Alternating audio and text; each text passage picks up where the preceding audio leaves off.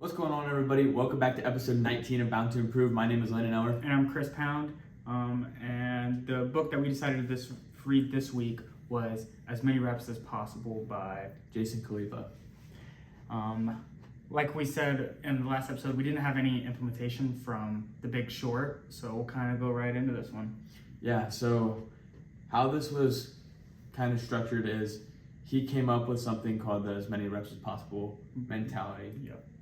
And there were certain principles within that mentality that we'll get into. Mm-hmm. And he was originally going to write this book on entrepreneurship and fitness, which he is very well known for, but his life kind of had a turn of events which caused him to kind of think about it and go about it in a different way. Yeah, in the preface, the title is The Day Things Changed.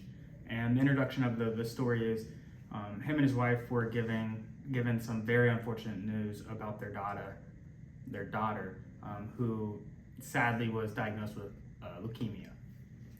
And that kind of changed his mindset and kind of the overall structure of the story. Made him reevaluate everything what he was focused on up until that point in time. Yeah.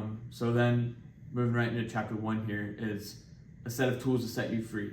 So what is the as many reps as possible mentality? This is directly driven from a fitness where you try to do as many repetitions of a certain exercise within a fixed amount of time. Yeah, and within there are really five parts in the as many reps as possible system, guideline, structure.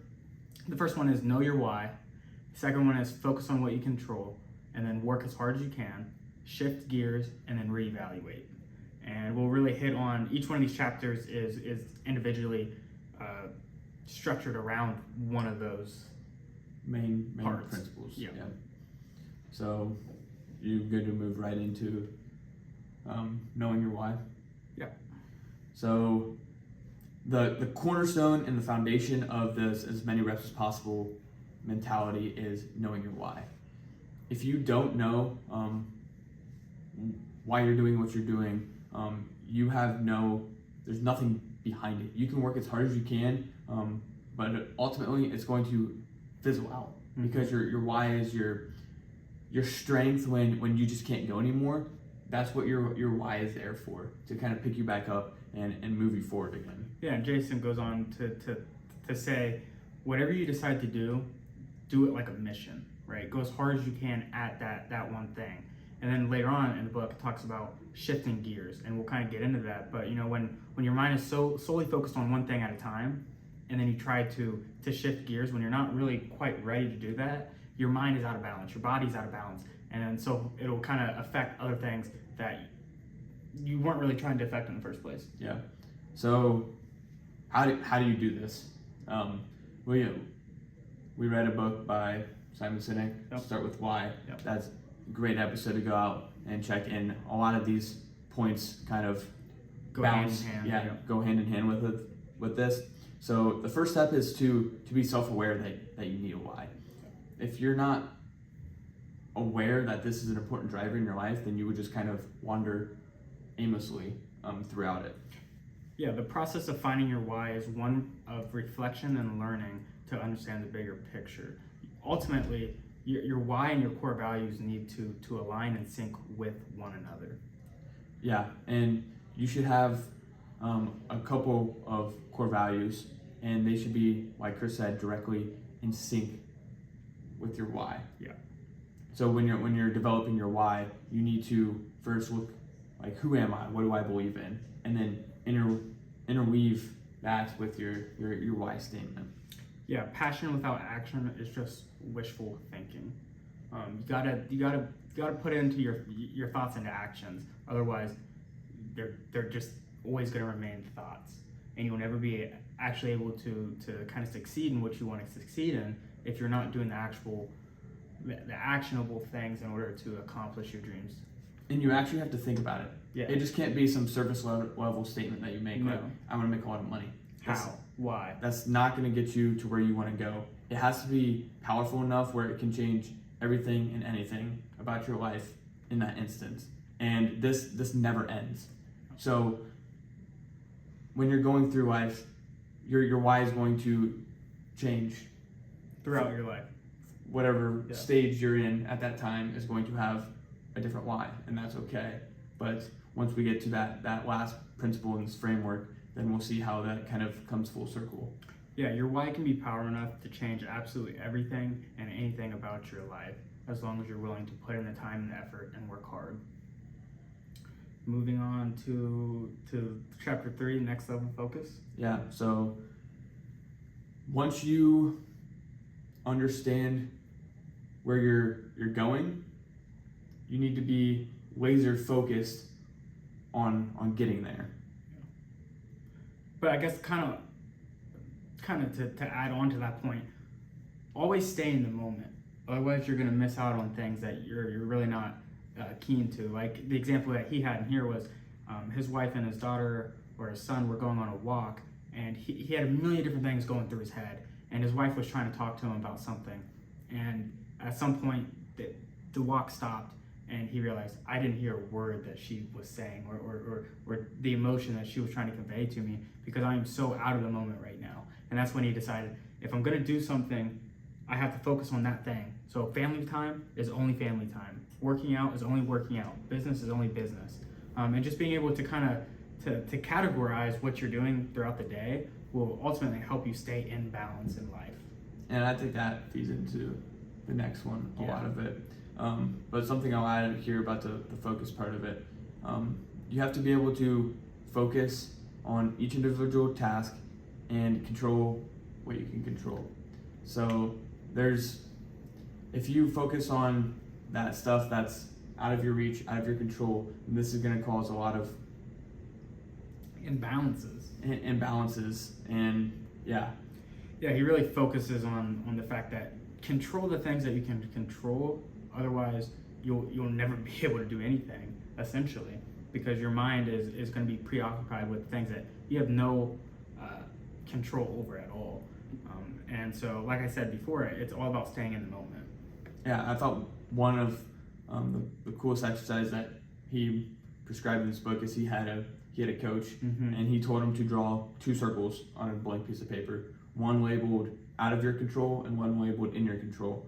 Then whatever stressful situation that you have in your life, fill out those circles according to that situation. Yeah. Then completely erase everything that is in the out of your control circle, because why even bring those thoughts into your head when they do not matter at all? Focus on what you can control, and a lot of that's going to be your mentality, your attitude, how hard you're working at that certain task. What are the little things that you can be doing that's going to make a big impact? Yeah, and another thing that I thought was super interesting that kind of Jason and his family incorporated was the fact that him and his wife would swap phones. And you might be thinking, okay, why are we swapping phones? That's weird. Maybe not. In his scenario, the reason him and his wife would swap phones was so, Jason couldn't check his email, or he couldn't be preoccupied with other things because he had no access to it. And the whole idea was that if someone still needed to contact me, like a family member or this and that, I still have my wife's phone. They know I've got my wife's phone. They can still call my wife, and I'll be able to answer it. Last thing for me here is kind of with that control, in your control, out of your control. Also emphasize that the power of positive self-talk. You need to force all those negative thoughts out constantly. Yeah. And like he even mentions a bunch of times through his book, he would talk to himself. Yeah. Like Jason, you need to focus right now. Yeah. At the task that is at hand, to be 100% effective at it. So I think that was just one of the key points of for example, during one of his workouts, if his legs were just sore as can be, and he felt like he couldn't go any further, instead of in his mind telling him, "Oh, my legs are so sore," he reframed it to, "Man, my legs are really sore. That means I'm growing. That means I got to keep going." And just the little bit of positive self-feedback to yourself can really push you to the next mile. Yeah, per se. Yeah. So moving on to chapter 4 here, the only real life hack is to work really, really, really hard. And I think this is probably one of the points he drove home the hardest is you're not going to get anywhere without some sweat equity. Yeah. Essentially. Yeah. Hard work plus consistency equals results was kind of the formula that he had. But he also had anything worthwhile will surely only come through hard work and dedication, right? And then he started talking about kind of life hacking and shortcuts. And with every shortcut comes a cost, a hidden cost per se. But you kind of give up one aspect of this reward solely because you want it quicker. And that's not what it should be about. Again, it's about the journey, not the destination. Yeah. Yeah. One of the analogies he used in this chapter was you could have he used the bicycle reference a lot. And you could have the fanciest, fastest bicycle in the world, the best training coaches, the best diet. But the only thing that's going to make that bike go is how hard you pedal.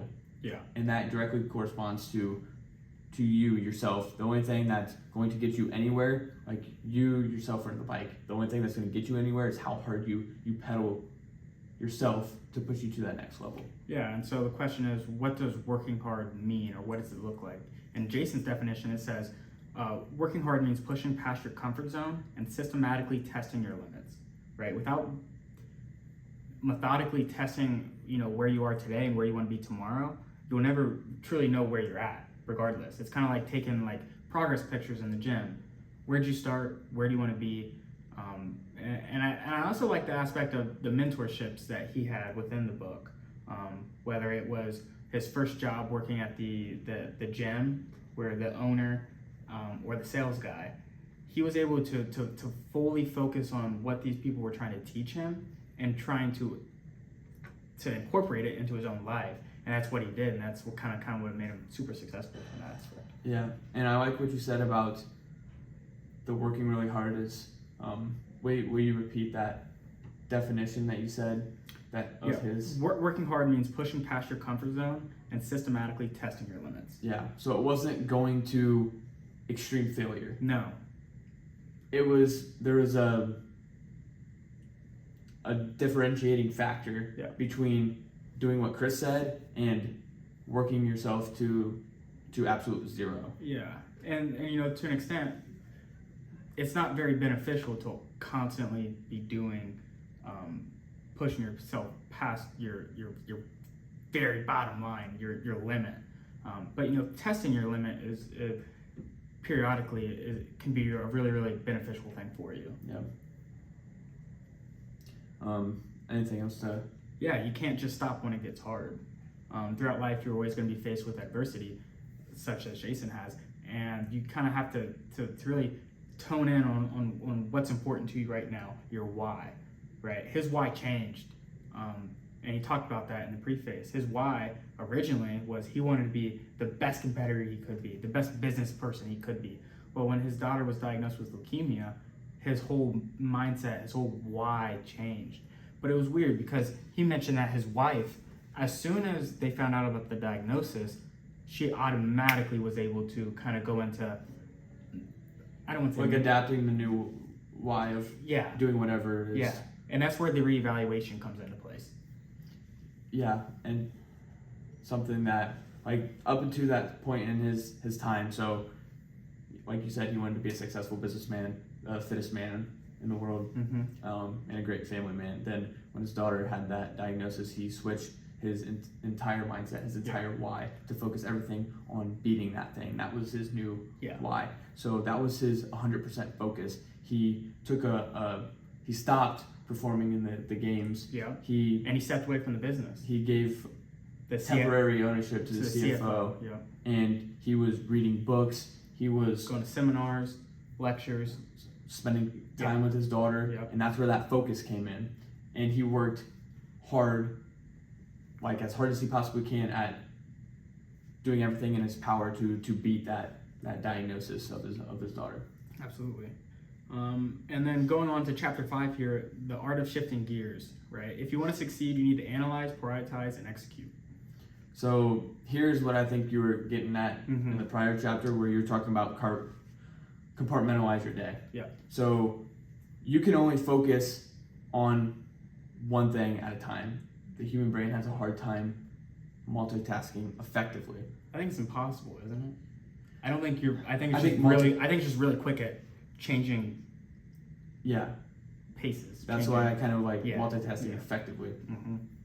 So here he broke up his day so he could give 100% focus to each area of his life. Yeah. So when he first woke up, he gave 110% focus and hard work to Working out. to working out. Mhm. Then he shifted the gears Mhm. and he became I like that. in dad mode. I like that. Yeah, he became in dad mode for the next Few hours. few hours. Then he went into business mode Mhm. and then back into family mode At the end of the at day. the end of the day. Yeah. So that really got me thinking, like, I'm doing 2 million things throughout my week. How can I compartmentalize my days, my weeks, so I can be 100% present in what I'm doing at that time, Mhm. so I can get the best out of. Could that be possibly an implementation for this week, or We'll see. okay? And this is where he was actually doing that self-talk. Like, Mm-hmm. he was saying, like, Jason, stay focused, because during business he should not be thinking about training, because that's taking away from his business time. Yeah, he goes on to mention, just like having focus without hard work is a recipe for failure, working hard without switching gears is too, right? You got to be able to kind of adapt to what's going on in your everyday life. And then the process from switching between things, he used this saying, like, gotta go. Yeah.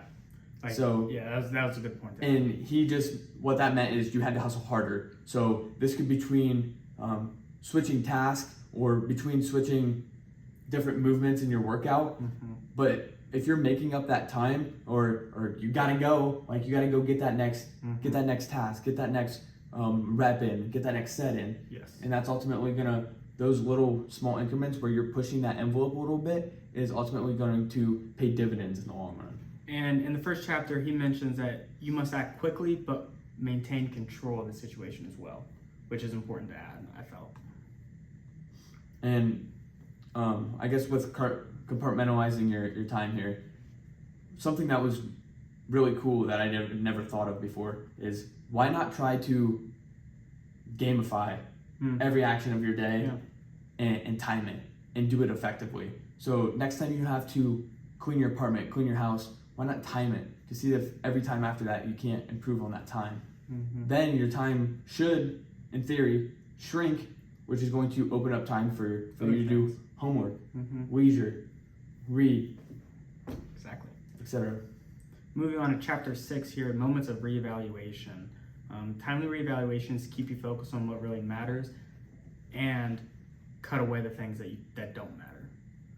It's almost like the Venn diagram that he was talking about earlier, where things that don't matter, things that do matter, or things that you have control over and things that you have no control over, cut those out, right? Get rid of the things that you can't control, because there's no reason to even have those in your mind, preoccupying your thoughts and your emotions, because at the end of the day, they don't matter. You have no control over what's going on in that situation, so only focus on the things that you can control, and that's part of the reevaluation. Yeah, I don't know if this is what you're getting at, or I'm taking it from a different lens, but I took it from the lens of looking at it from your why perspective. Okay. Every so often, when a major life event happens, or things such as, like, you reach a major goal or you don't reach a major goal, you should do these reevaluation processes and look at where you're currently at and look at your why, or that star in the sky. Is that really the direction I want to keep heading? Do I want to switch directions? I don't know. Like, it depends on the stage of your life, what you have on your plate, the opportunities that lay out there, and that's why you don't have to do this on a daily, weekly, or even monthly basis.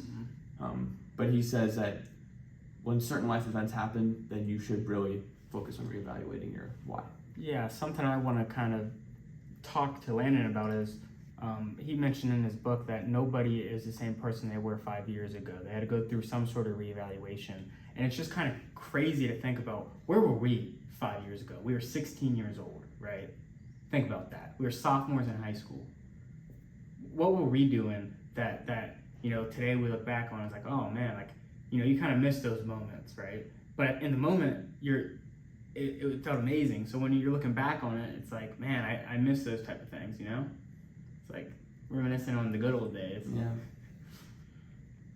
Yeah, 100%. Like, I wish I was back playing high school basketball with my buddies. Yeah. That's exactly what it made me think of. And then, kind of thinking about it further on, where are we going to be at the next 5 years? 5 years from now, when we're 26 years old. Yeah. Right? Life's going to be completely different. Maybe even more different than it is from 21 to 6, or 16 to 21, from 21 to 26. You don't know where you're going to be at. And so I kind of thought about this from like the dark horse mindset, where you're on this upward trajectory, but if you don't know where you're going, you don't ever have to stop at the summit when the peak's up here. And it really makes you really just want to live in the moment, work as hard as you can to things you're doing right now, because Marcus Aurelius says you never know what's in the future, because the future may never happen in the first place.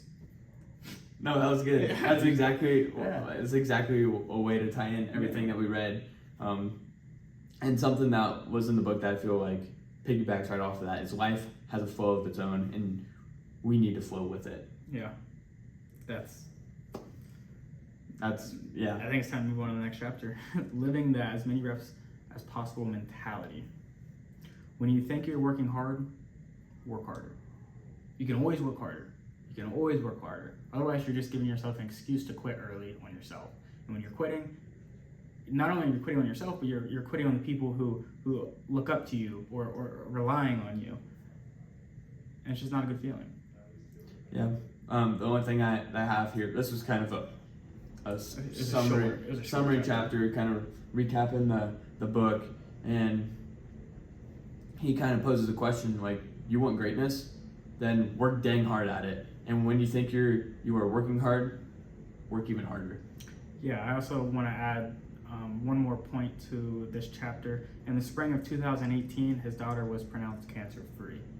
Which is awesome. Like, I am so happy to hear that for his family. It really, like, I was reading it in one of the buildings here. I was about to start shedding tears, man. I was like, this is just sad. This is a very sad situation, but it's a situation that a lot of people have to go through. And people have no idea. Exactly. And so Jason and his family have started to raise money for the cause of cancer in children. And that was one of the things too, like, if he didn't employ this as many reps as possible mentality, he feels like he might have not have been ready to tackle this huge like life event that occurred. But employing this, getting those reps in, ultimately helped him navigate this life challenge to come out on the positive side and beat this problem that they occurred. Well, do you want to move on to implementations? Yeah, I think just a quick recap of the principles. Okay. So it was knowing your why. Yeah. Focus on what you can control. Focus on what you control. Work hard. Yep. Shift gears. And reevaluate. 5 easy things to do. Well, other than the first one, understanding your why is one of the hardest things that I feel like you can. You have to understand yourself on a deeper level to truly understand what your why is. Yeah. What makes you tick? What drives you? What motivates you? What makes you get up in the mornings? But once you kind of figure out what that is, use it, right? Use it, abuse it. Be like, I know what I'm doing. I know why I'm doing it, and I don't care whoever else has an opinion on what I'm doing. I'm doing this for me, and I'm doing this for my family. My why. Yeah. So. Awesome. Well, do you want to kick us? Yeah. My implementation is going to be to start putting a timer on myself throughout the day. I've more recently, I felt like I've lost some sort of sense of motivation in order to do simple tasks, just because I'm constantly on my phone, and it's becoming almost. I would say it's an addiction, and an unhealthy addiction at that. And it's something that I really want to get better at. And so if I'm able to put a timer on the amount of, or a time frame on the amount of time I'm spending on my phone, hopefully I can use the newfound time that I have on other things. that will ultimately benefit me in my life and the people around me. Do you want to try to set a goal? I guess along with that, I also want to start incorporating a new Saturday workout regimen or workout routine where, for instance, I finished this book a few days ago and I felt Pumped up. Motivated. I'm like, man, I just want to go work hard. And so I came up with the idea, okay, I'm gonna start out with a mile. I've got 100 pull-ups, 150 push-ups, 200 air squats, and then another mile. And I'm thinking, I know this is going to be a daunting task. I know it's going to be hard. But at the end of the day, it's on me in order to accomplish what I'm going out to do. And so I'm going to take as much time as I need in order to finish this, but I am going to finish. And otherwise, I'm giving up on myself and the people that look up to me. So failing and quitting wasn't an option. But, at the end of the day, I was able to finish it in under an hour. And, I'm not going to tell you my specific time, but I have that marked in my notebook. And so when I go to do it next Saturday, okay, I know I need to beat this time. Okay, I want to improve on the things that I can control and forget about the things that I can't control. Yeah, that'll be good. Yeah. Will you let us know Absolutely, yeah. next week if you improve on that time? I'll let you know Saturday. Awesome. What about you? What's your implementation going to be? So mine was, so my schedule is going to switch here in about 4 weeks or so. So I want to compartmentalize my schedule starting in those 4 weeks. I know that's not a direct implementation. That's not going to take effect for the next 4 weeks, but I want to have that ready to go. So when that time comes due, that I can focus 110% on each compartment of time throughout the day. So hopefully I can feel recharged and feel like I'm getting effective work in each of those time slots. That's a good one. Moving on to our favorite quotes throughout the book. Do you want to start us off, or do you want me to? Yeah, I'm gonna do 2 from this book. Okay. So the first one is, you should be fired up about where you're going, and if you're not, maybe it's time to change something. This is directly correlated with the reevaluate chapter. Like if you're not motivated to get out of bed almost every morning, because I know not every day is perfect, but if you're not motivated to get out of bed a lot of the days, something has to change. Something has to change. Yeah.